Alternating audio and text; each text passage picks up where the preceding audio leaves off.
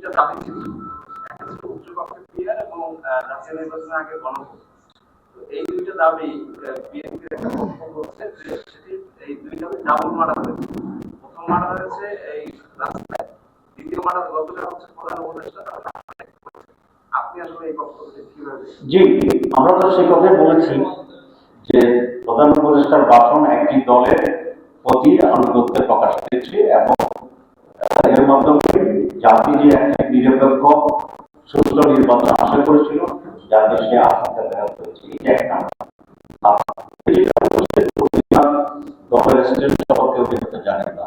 কারণ আপনারা জানেন যে বিএনপি শুরু থেকে আপার হাউস লোয়ার হাউস কোথায় হোক পিয়ার মানা বলে তারা বলেছিল, কিন্তু গতকালকের ভাষণে পিয়ারটা কিন্তু সেখানে প্রধান উপদেষ্টা বলছে অ্যাকসেপ্টেড হবে।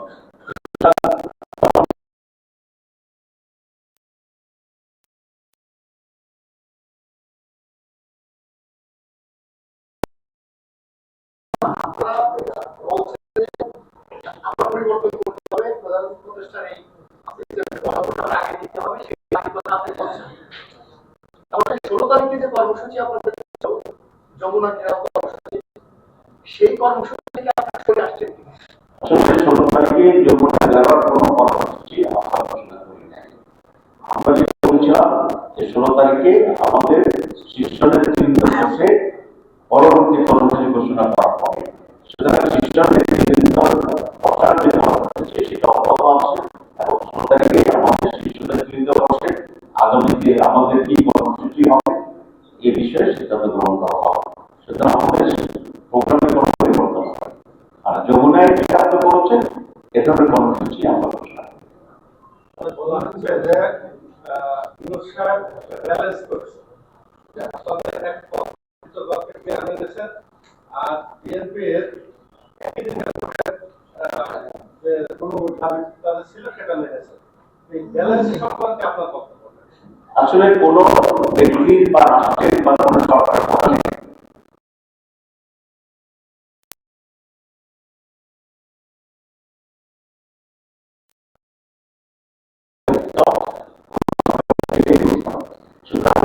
করছেন যে শব্দটি এটাই তো আমি মনে করি একটি নেগেটিভ শব্দ। এখানে জামাত ইসলামী আর বিএনপির সাথে ব্যালেন্সের তো কোনো ইস্যু না। ইস্যুটা হচ্ছে আমরা মনে করি যে উনি যে আদেশ দিয়েছেন সেটা সঠিক হয়েছে, কিন্তু আদেশের যেটা কনসেনসাস কমিশন যেভাবে বলছে সেখানে উনি কিছুটা ব্যাখ্যা করে দিয়েছেন, এটা করাটা সম্মুখীন হয়নি আমাদের কথা। আমরা এখনো বলছি গণভোট জাতীয় নির্বাচন দুটি একেবারে দুইটা কথা বলছে, কিছুটা সাশ্রয়ী হবে, কিছুটা একই দিনে তো এরকম তাহলে তো অনেক কিছু আপনি একদিন করে ফেলতে পারেন। তা আমরা তো সেটা করছি না, কারণ জনগণের স্বার্থেই তো দেশের বাজেট, সেখানে কিছুটা টাকা খরচ হলো যেটা জাতীয় নির্বাচনের জন্য আমাদেরকে সেটা করতে হবে। কেউ যদি কথা বলে যে জাতীয় নির্বাচন করার জন্য বহু টাকা প্রয়োজন হবে, তাহলে কি আপনার জাতীয় নির্বাচন করবেন না? এটা তো আপনাকে করতে হবে। তো এগুলো একেবারে একটা পরামর্শ এবং এখানে যথার্থ। আমরা আবারও বলছি যদি গণভোট এবং জাতীয় নির্বাচন একদিন তাহলে গণভোটের গুরুত্ব একেবারে এবং সেই ক্ষেত্রে যে সংস্কার ইস্যুটি আছে সেটা আমরা সেজন্য আবার কোনো ব্যক্ত করছি, এখনো সময় আছে। উনি গণভোটের ডেটটি আলাদাভাবে নতুন করে ঘোষণা করবেন এবং গণভোটের রায়ের ভিত্তিতে জাতীয় নির্বাচন অনুষ্ঠানের জন্য ব্যবস্থা গ্রহণ করবেন। জি, আমরা বলেছি আমাদের শীর্ষ নেতৃবৃন্দ 16 তারিখে পড়বে, সেই 16 তারিখে আমাদের সমস্ত সিদ্ধান্তের ব্যাপারে আপনারা জানেন।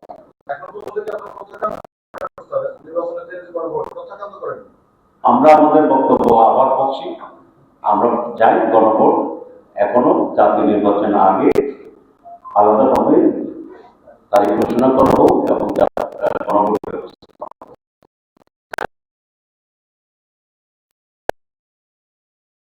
যেহেতু একটি দিনে বড় বড় সরকারের আয়োজন করার চিন্তা ভাবনা করছে, সেক্ষেত্রে অনেক দলই কিন্তু অনেক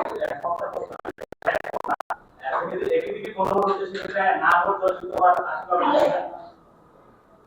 আমরা আমাদের যে বক্তব্যটা আমরা পরিষ্কার করে বলতেছি যে একদিনের গণভোট হয়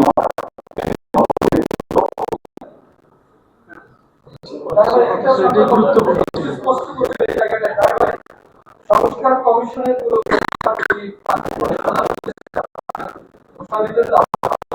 এরপরও যতটুকু দিয়েছেন তা গ্রহণ করছি এরকম বক্তব্য দিয়েছে এটি একটু কে বক্তব্য দিয়েছে না যতটুকু দিয়েছে এটা গ্রহণ করছে এই বক্তব্যটা না সেটা বলিনি আমি সেটা বলিনি আমি যেটা বলেছি যে উনি যে আদেশ দিয়েছেন কমিশনের পরামর্শ অনুসারে সেই আদেশটাকে আমরা গ্রহণ করি কিন্তু হুবহু নির্বাচন আমাদের সংস্কার কমিশন যেভাবে দিয়েছিল সেইভাবে উনি না দিয়ে যে বক্তব্য দিয়েছেন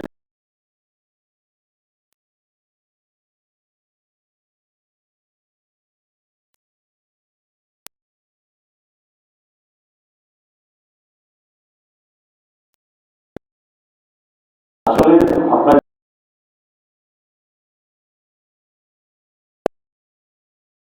কি পদ্ধতি গ্রহণ করা উচিত সে ব্যাপারে ঐক্যমত্য কমিশন একটা বিশেষজ্ঞ কমিটি আমরা আমাদের বিশেষজ্ঞ কমিটি করছি বিএনপির পক্ষ থেকে বিশেষজ্ঞ লোকেরা সকলে মিলে আলাদাভাবে বারবার মিটিং করে যে বিশেষজ্ঞ কমিটি একমত হয়েছে যে একটি সাংবিধানিক আদেশের মাধ্যমে এটা আর একটা অধ্যাদেশের মাধ্যমে এটা বাস্তবায়ন করা সেক্ষেত্রে আমরা যে আগ্রহ আমরা বলেছিলাম একটি আদেশের মাধ্যমে এটা বাস্তবায়ন করলেই সাংবিধানিক দিতে হবে ডক্টর ইউনূস মাধ্যমে সেটাকে বাস্তবায়নের জন্য উনি ঘোষণা দিয়েছেন প্রেসিডেন্ট লিগ্যাল যে প্রসিডিউর ছিল কিন্তু ঐক্যমত্য কমিশন একটা প্যাকেজে পরিপূর্ণভাবে যেভাবে প্রস্তাব করেছিলেন সরকার এখানে একটা নামে এক ধরনের জটিলতা তৈরি করছে এবং ওই কমিশনের প্রস্তাব থেকে কিছুটা সরে আসছে আমরা এটাকে অগ্রহণযোগ্য করছি আপনাদের সবাইকে ধন্যবাদ। তারপর অনেকে বলছে যে আপনারা